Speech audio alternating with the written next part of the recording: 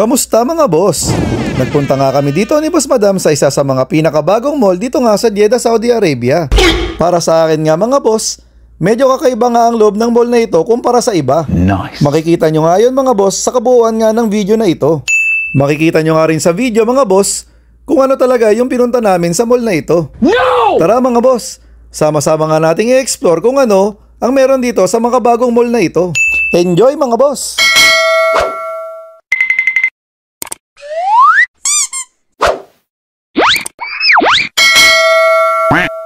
Andito kami ni Boss Madam ngayon sa bagong mall dito sa Jeddah, dito sa U-Walk.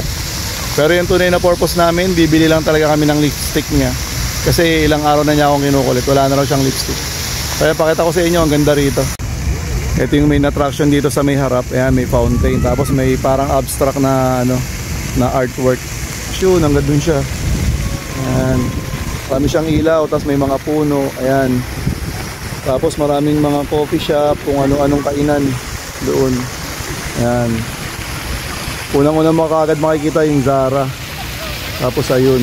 Ayan.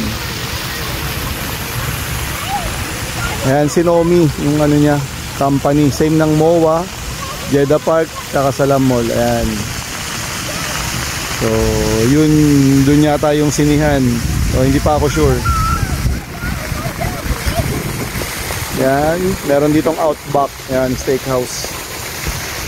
So ayan, ang ganda na nung yung fountain, meron siyang ilaw, yan, kulay green. Ayan dito mga boss, medyo pakit lang muna kami ng konti. Ayan, tapos maglalakad kami para makita nga namin kung ano yung kagandahan dito sa labas.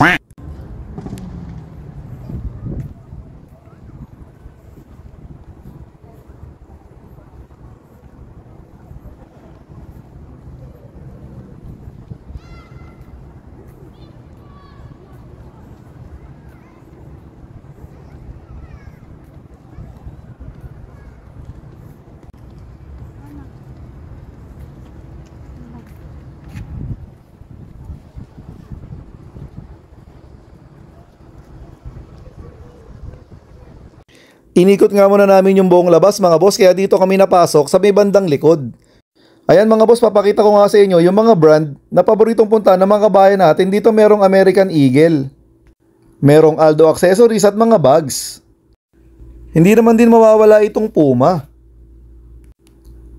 Tapos syempre yung Bath and Body Works.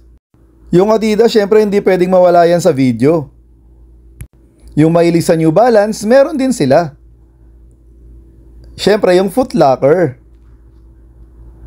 Yung Nike, siyempre paborito yan ng mga Pilipino. Yan, isa sa sikat ngayon, yung Under Armour. Ito nga yung dahilan mga boss kung bakit nasabi kong kakaiba siya sa ibang mall. Mapapansin nyo nga yung mga LED sa taas ng mga stores, di ba ang lalaki nga niya? Wala kang makikitang kaparehas niyan sa mga naunang mall dito sa Jeddah.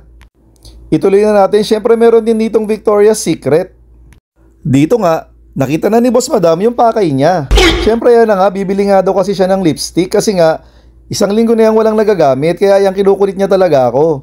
Siyempre si Boss Madam yan, kaya kailangan nating bilhan. Okay. Samahan na nga natin siya mga boss, para mapili niya kung ano yung gusto niya. Nice. Ito na kasi talaga yung brand na ginagamit ni Boss Madam.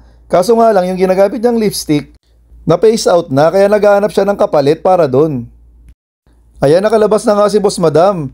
Tapos ito na lang ang nasabi niya. Boss, pati pantrobos. Siyempre mga boss, pecha de peligro na kasi talaga ngayon. Lakad na tayo ulit.